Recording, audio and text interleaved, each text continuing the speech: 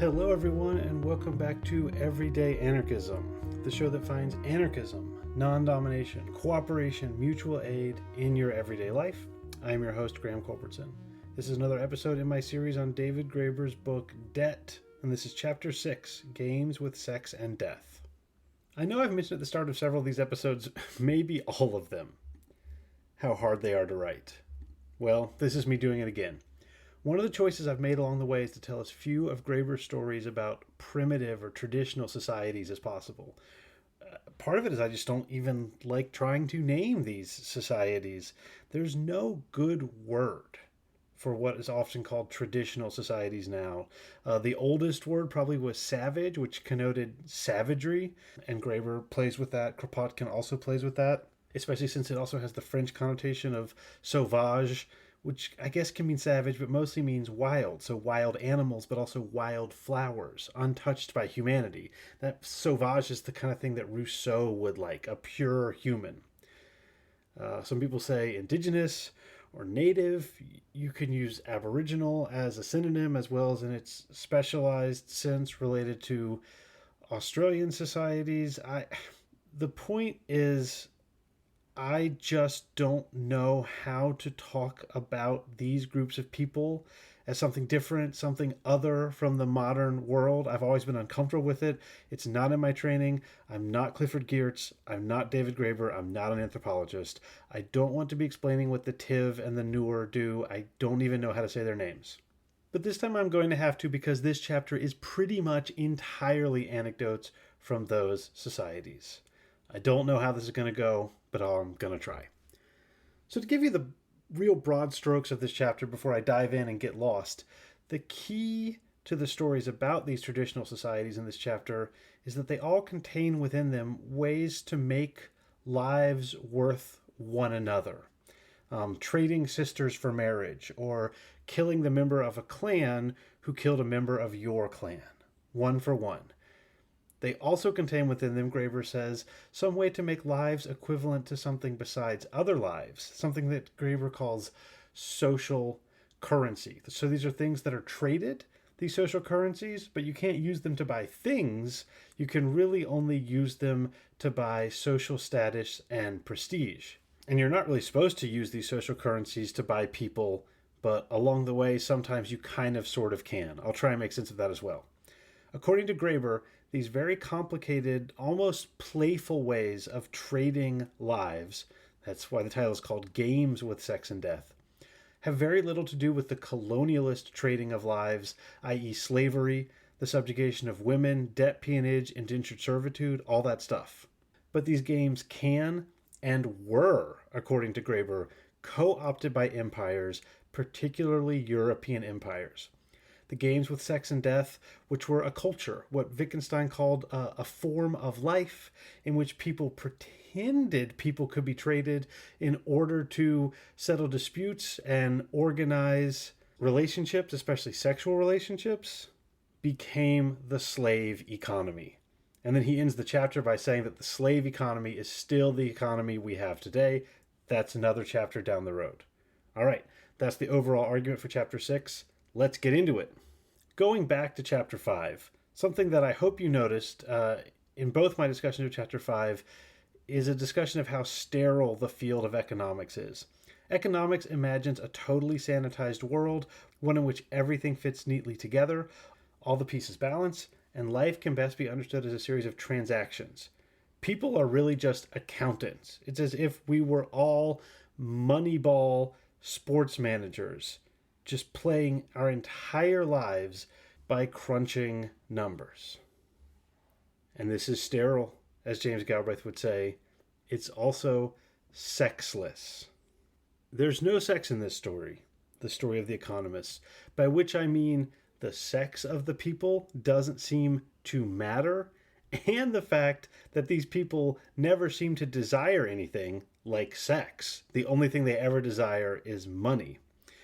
And Graeber argues that the lack of sex in the field of economics should be a clue that the field of economics has put together a pretty crummy view of the world. People who buy, sell, and trade in economics textbooks are always either men as default or just generic actors. Gender, sex doesn't exist in economics. But sex and death, although we'll start with sex in this chapter, they do exist in the world. Maybe you've noticed. And they are both things, Graeber says, that are literally priceless. One of them can create life, and one of them can end life, and life is something beyond value. Often when I'm having conversations with students, they tell me that life is something beyond value, and then I explain to them that actually the US government values lives precisely.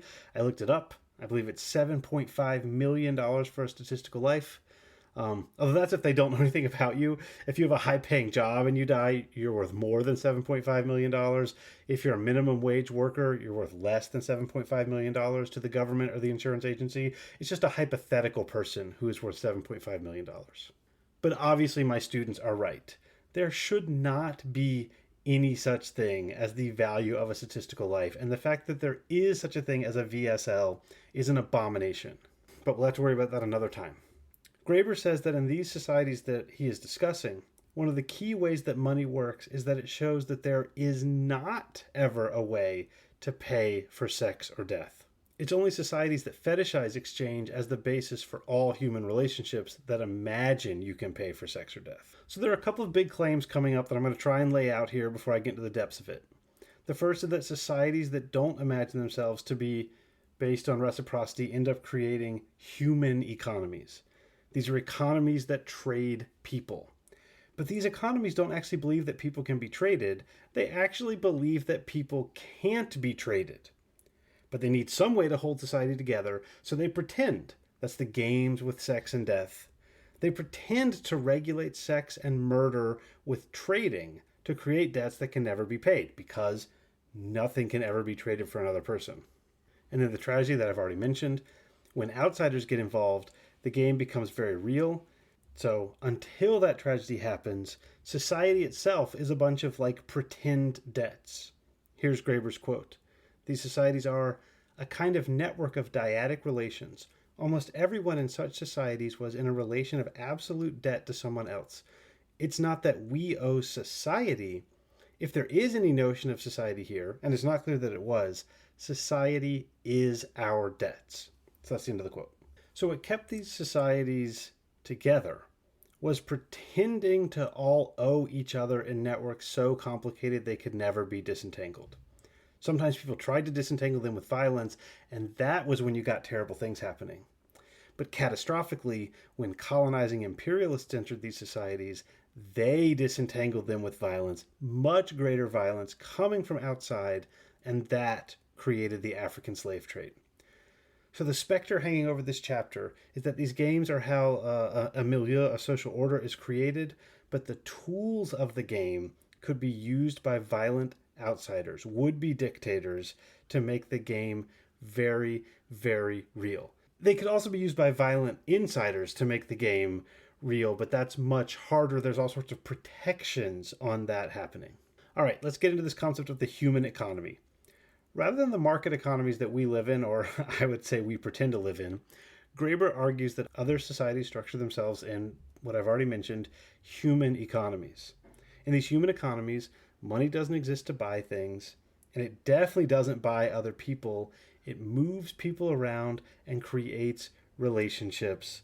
These forms of money, which Graeber calls social currencies, quote, are used to create, maintain, and otherwise reorganize relations between people, to arrange marriages, establish the paternity of children, head off feuds, console mourners at funerals, seek forgiveness in the case of crimes, negotiate treaties, acquire followers, almost anything but trade in yams, shovels, pigs, or jewelry. So you can use a social currency for anything except for, buying something. Before I go into Graeber's example, I want to give you one of my own, drawn from the American novels that I studied, the 19th century American novels that I studied, and also Emma Goldman. Think about the way that people, men and women, got married in middle and upper middle class households in the United States from the 19th century up until the women's liberation movement put so many women into the workplace that this market didn't work anymore. There was, you can call it a marriage market between men and women, but I would actually say market is a bad word for it. At least thinking about how market is a bad word for it highlights the problem I'm getting at. Because what men were bringing to this marriage market was primarily money. Sure, the money to have a house and family. But they were not bringing just money. They were bringing social prestige, education, their physical attractiveness, although mostly money. And we grouped these into this word of their prospects. What were women bringing? Same thing as the men for all the secondary stuff, their family, their education, their attractiveness, etc. But to put it crudely, the main thing they were bringing was not money, but sex. Sex both in the sense of purity, their promise not to have had sex before marriage, and their promise to only have sex within their marriage, after marriage, and sex in the reproductive sense. They will make children. Now, when you put this purely in market terms, imagining a world in which everything is a reciprocal exchange, this is actually revolting. We have a word for it, and it is prostitution, or if you prefer, sex slavery. Don't take my word for it. Here's Emma Goldman. To the moralist, prostitution does not consist so much in the fact that the woman sells her body, but rather that she sells it out of wedlock. That this is no mere statement is proved by the fact that marriage for monetary considerations is perfectly legitimate, sanctified by law and public opinion, while any other union is condemned and repudiated. Yet a prostitute, if properly defined, means nothing else than, quote, any person for whom sexual relationships are subordinated to gain. All right, that's the end of the Goldman quote. And her point is that prostitution is not when a woman sells sex for money. It's when a woman sells sex for money without putting that relationship within the social currency of marriage. We say we are horrified by the prospect of buying someone for money, of slavery, sex slavery, for example. But we have no horror, at least we didn't until the 1960s, for buying people with money, if those people were women, if that money was also accompanied by the proper social currency, the good prospects besides the money. Let me be clear. I'm not saying, and I think Emma Goldman was saying this, that a woman who married a man for economic security in the 1950s was a prostitute. I mean, that's a great way to make people reconsider how we're organizing our world, but it's not really true. It looks that way if you think that money is just how you buy things and people are like consumer goods. But if we think of the money as just part of the picture and the whole thing in terms of the social currency that Graeber is talking about, then the reason why those men wanted money was not to buy things like a car, a house, a woman. It was to be worthy of a wife or some such language like that. It was like a market, sure, but it was a social market. Now back to Graeber. Graeber, just like my example with Goldman, tells a story about Westerners being horrified when it looks like other people are buying and selling women. Here's the quote. In most human economies, money is used first and foremost to arrange marriages. The simplest and probably most common way of doing this was by being presented as what used to be called bride price. A suitor's family would deliver a certain number of dog teeth, or cowries, or brass rings, or whatever is the local social currency to a woman's family, and they would present their daughter as his bride. It's easy to see why this might be interpreted as buying a woman, and many colonial officials in Africa and Oceania in the early part of the 20th century did indeed come to that conclusion. The practice caused something of a scandal, and by 1926, the League of Nations was debating banning the practice as a form of slavery. So this sounds, I think, exactly like the point that Goldman was making. Sex slavery is what it's called when you sell a woman to a man, and then that man has the right to have sex with her. But just like we wouldn't, well, except for Emma Goldman, say that a 20th century woman who married a doctor because he had great prospects was a prostitute, anthropologists said that bride price wasn't actually slavery. Here's Graeber. Anthropologists objected. Really, they explained, this was nothing like the purchase of, say, an ox, let alone a pair of sandals. After all, if you buy an ox, you don't have any responsibilities to the ox. What you are really buying is the right to dispose of the ox in any way that pleases you. Marriage is entirely different, since a husband will normally have just as many responsibilities toward his wife as his wife will have toward him. It's a way of rearranging relations between people. Second of all, if you were really buying a wife, you'd be able to sell her. Finally, the real significance of the payment concerns the status of the woman's children. If he's buying anything, It's the right to call her offspring his own. The anthropologist ended up winning the argument, and bride price was dutifully redubbed bride wealth. But they never really answered the question: what is actually happening here? So first let me say that up until this point I agree with Graeber completely on this. Later on I don't disagree with him, I'm just not sure. Clearly you're not buying a wife with bride price in the same way that you buy an animal or a tool. Now I have to explain further, and I'll have to go into these anthropological examples that I'm a bit nervous about. Starting with the work of Philippe Rose-Pape, I'm not sure how to say that, here's Graeber. The most interesting theory of the origin of money is the one recently put forward by a French economist turned anthropologist named Philippe Rose-Pape. While his work is largely unknown in the English-speaking world, it's quite ingenious, and it bears directly on our problem. Rose-Pape's argument is that primitive money was not originally a way to pay debts of any sort. It's a way of recognizing the existence of debts that cannot possibly be paid. All right, that's the end of the quote. Now, Graeber gives a number of examples, and I must admit, I don't think that he really proves this point, that he proves Rose-Pape's point.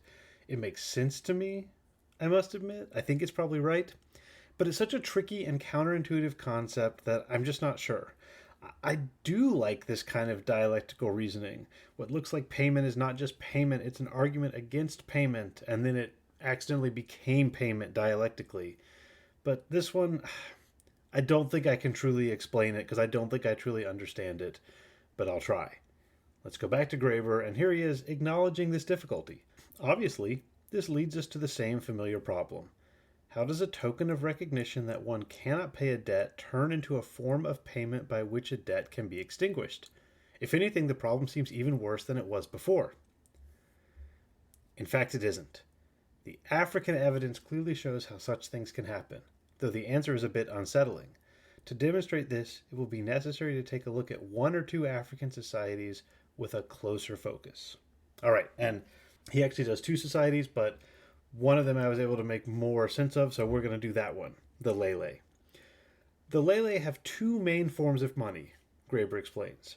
Raffia palm cloth, which is woven and sewn by men, while the women provide most of the food as farmers. The other currency was camwood, a rare imported wood used for cosmetics. Camwood was big money, and raffia cloths were small change. So far, so good. Now for the first complication. Although raffia cloth is worn by everyone and is used for all sorts of exchanges, you actually can't just use it as regular old money. You cannot buy things with it. It's only a social currency. Here's Graeber, and most of his evidence about the Lele comes from Mary Douglas, who was an anthropologist who wrote the big study, so a lot of this is going to be me explaining Graeber, explaining Douglas. Sorry. Still, it was not used in the markets. There were no markets. And as Mary Douglas discovered to her great inconvenience, within a village, one couldn't use it to acquire food, tools, tableware, or really much of anything. It was the quintessential social currency. All right. So, Mary Douglas finds it very inconvenient because she wants money to buy things, but it turns out that things like food and tools cannot be bought with this money. So if you can't buy food with money, what use is money? Here's what Graeber says. Informal gifts of raffia cloth smooth all social relations. Husband to wife, son to mother, son to father. They resolve occasions of tension as peace offerings. They make parting gifts or convey congratulations. There are also formal gifts of raffia cloth, which are neglected only at risk of rupture of the social ties involved. A man on reaching adulthood should give 20 cloths to his father. Otherwise, he would be ashamed to ask his father's help for raising his marriage dues. A man should give 20 cloths to his wife on each delivery of a child, etc., etc. Skipping ahead in the quote, cloth was also used for various fines and fees and to pay curers. So, for instance, if a man's wife reported a would-be seducer, it was customary to reward her with 20 cloths for her fidelity. It was not required, but not doing so was considered decidedly unwise. If an adulterer was caught, he was expected to pay 50 or 100 cloths to the woman's husband. If the husband and lover disturbed the peace of the village by fighting before the matter was settled, each would have to pay 2 in compensation, and so forth. All right, so according to Graeber, according to Douglas, relationships with children, relationships with neighbors, disputes over sex, it's all raffia cloth. And this wasn't done with baseline communism or even with reciprocity, but in hierarchy. Here's Graeber. Gifts tended to flow upward. Young people were always giving little presents of cloth as marks of respect to fathers, mothers, uncles, and the like. As a result, elders, and especially elder men, usually had a few extra pieces lying around, and young men who could never weave quite enough to meet their needs would have to turn to them whenever some time for major payment rolled around. For instance, if they had to pay a major fine, or wished to hire a doctor to assist their wife in childbirth, or wanted to join a cult society. They were thus always slightly in debt, or at least slightly beholden, to their elders. But everyone also had a whole range of friends and relatives who they had helped out, so they could turn to for assistance. All right, so that's how things work, small things, with raffia cloth as social currency. But marriage was a bigger thing, and it required the more expensive type of social currency, camwood. Here's Graeber. This is not to say that camwood was used for anything like bride wealth. Rather, it was used in marriage negotiations, in which all sorts of gifts were passed back and forth. In fact, there was no bride wealth. Men could not use money to acquire women, nor could they use it to claim any rights over children. The Lele were matrilineal. Children belonged not to their father's clan, but to their mothers. All right, that's the end of that quote. And we are approaching now, if I've done this right, the critical moment. We've got two currencies, raffia cloth and camwood, both of which are used for everything that you wouldn't use currency for, according to an economist. Everything you would use money for, according to an economist, is handled some other way. It seems like basically baseline communism. And then there's the most important thing in life, the creation of new families and new lives. But you can't do that with either of these social currencies. They're not involved in marriage. Now I'm going to skip back a bit in the chapter, and I'll try to do this all in paraphrase, no quotes, so we can move on with the Lele. Both bride price, also known as bride wealth, and weregild, which is blood money, the price paid when someone in your village or family was killed, are impossible to take seriously if you think that life has infinite value. Graeber tries to show this with lots of different examples from lots of different societies. If you give a woman from your village or family to another village or family in marriage, you have to get a woman in return. A sister swap. No amount of golds or cows or camwood is equivalent. Same for murder. The only way to make it even, if someone from another group has killed someone in your group, is to kill someone from that other group. But we can't, the theory goes, always be swapping sisters or women from the village or murdering people who murdered our friend.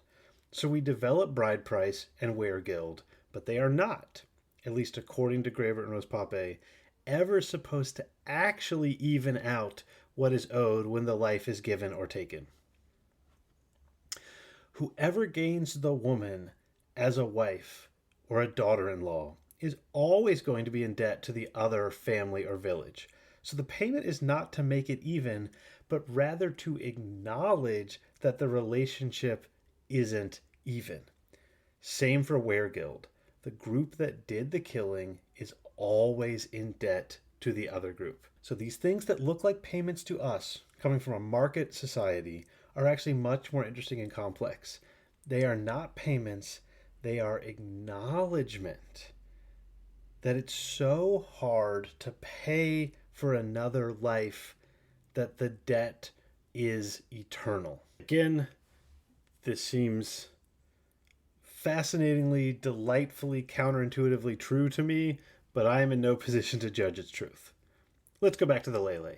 Remember, we found out that you could never ever use camwood to take ownership of a woman. You can't use camwood to buy a woman in marriage. And you didn't even have control over your wife's children in this ownership way. The children actually always belong to the wife's family. This suggests that you can never pay for another person with a social currency.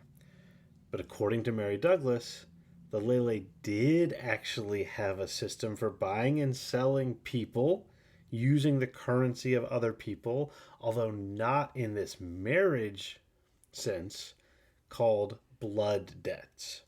Here's how it works. according to Graeber. It is a common understanding among many traditional African peoples that human beings do not simply die without a reason. If someone dies, someone must have killed him.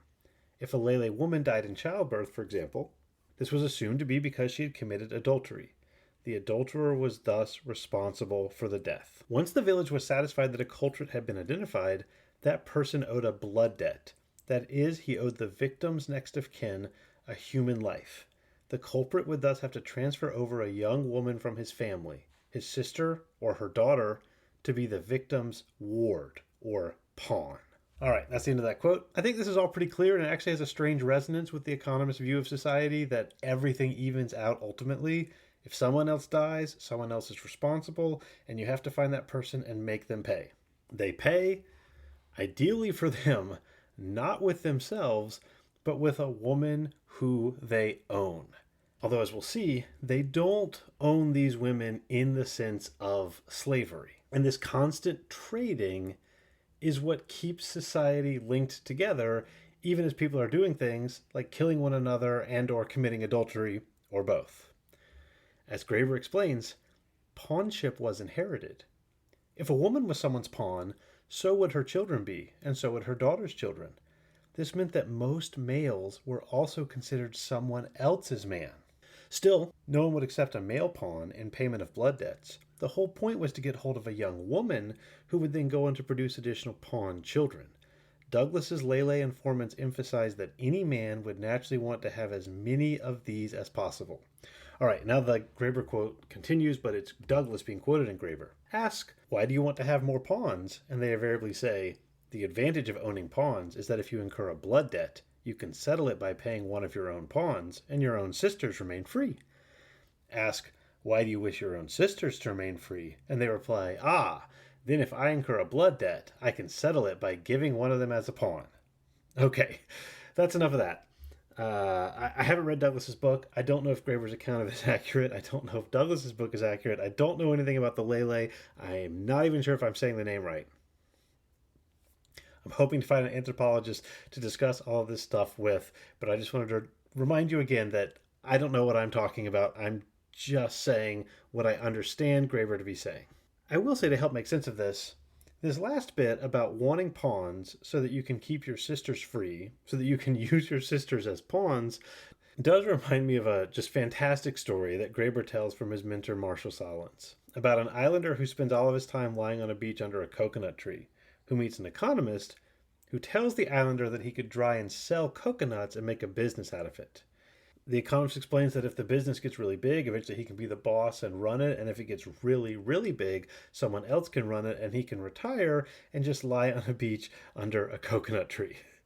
These systems just seem to be consistently circular. The self-referential nature of all of these systems, they're unable to get inside of themselves. They always cancel each other out, but they never actually cancel out.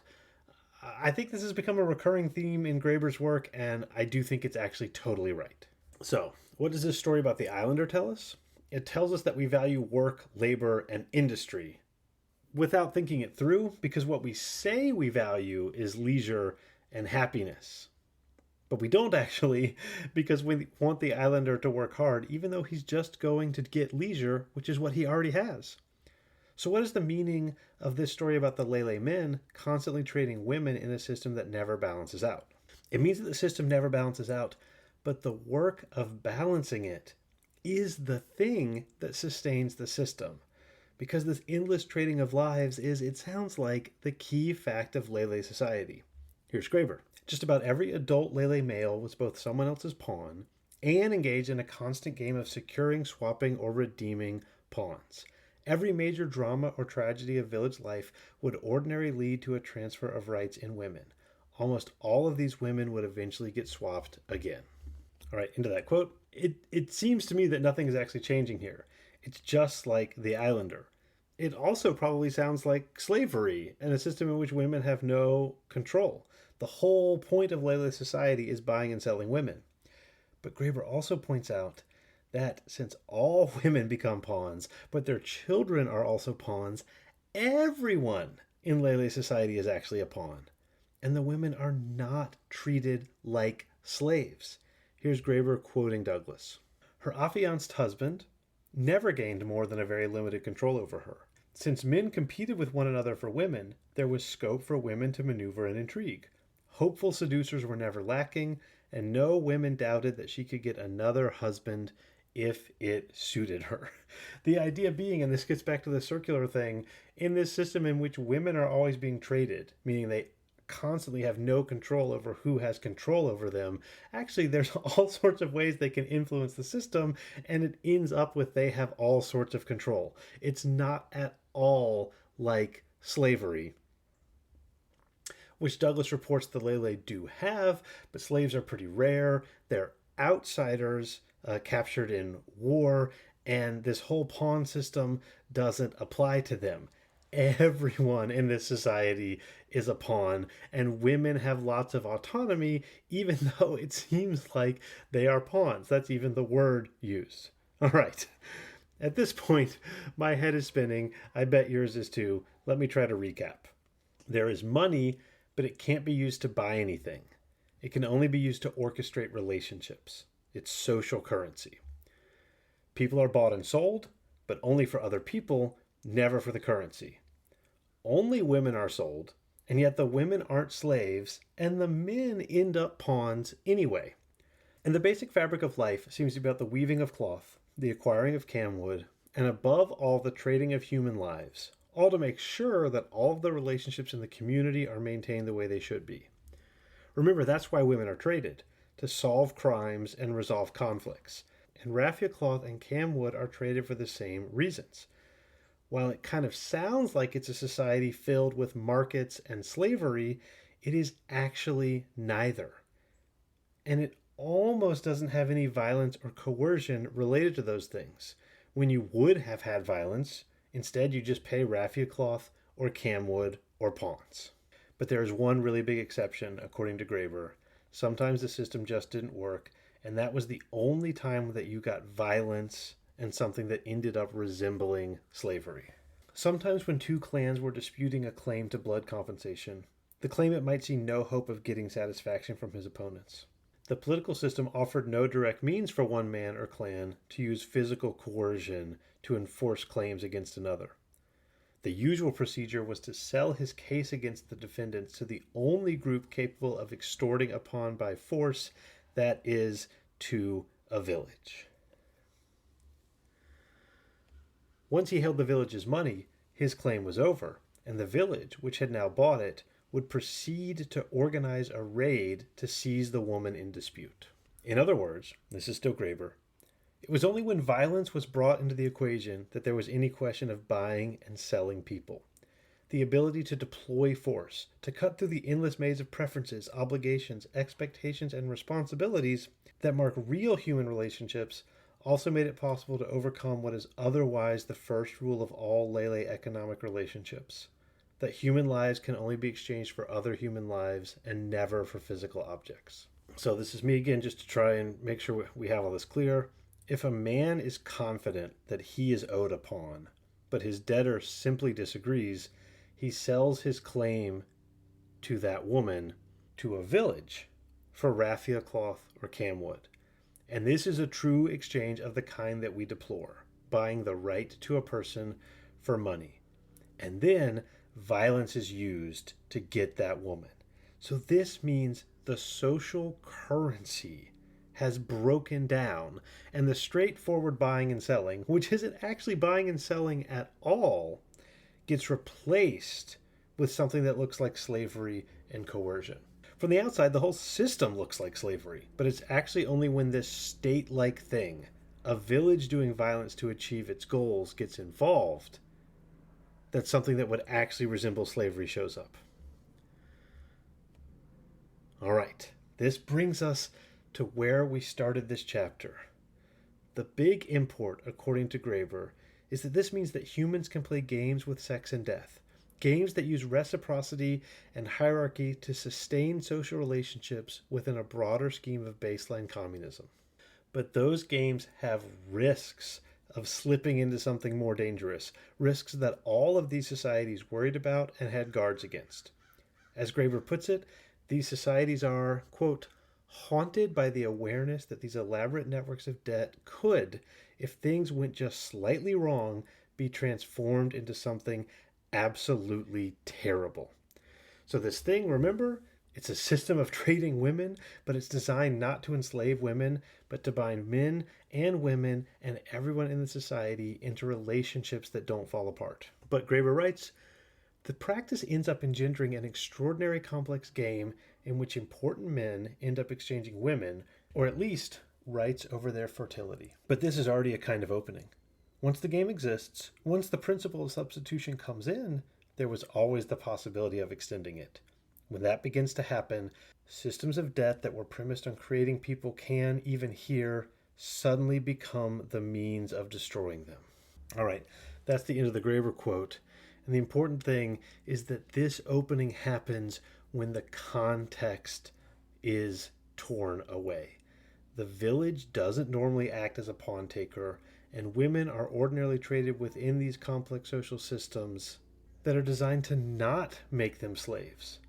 But the game, when it goes awry, does use violence to create something like slavery, hence the entire system being haunted by these moments. And now finally, the encounter with a violent commercial society. Graeber discusses at length the Tiv after the Lele, and the way that the Tiv's games with sex and death become the trade of slaves in Africa. And I'm going to leave both of these parts out of this episode because it's long enough, and we got everything we need from the Lele. The point is that when the Europeans come, with their theories of trade and their willingness to use force, and above all the fact that they are outside of this social context, and they are very willing to rip people out of their social context, i.e., enslave them and take them to the New World, the systems that exist for people like the Lele and the Tiv get subsumed and become part of exactly what later Europeans would claim that it always was, the out-and-out trafficking in human beings.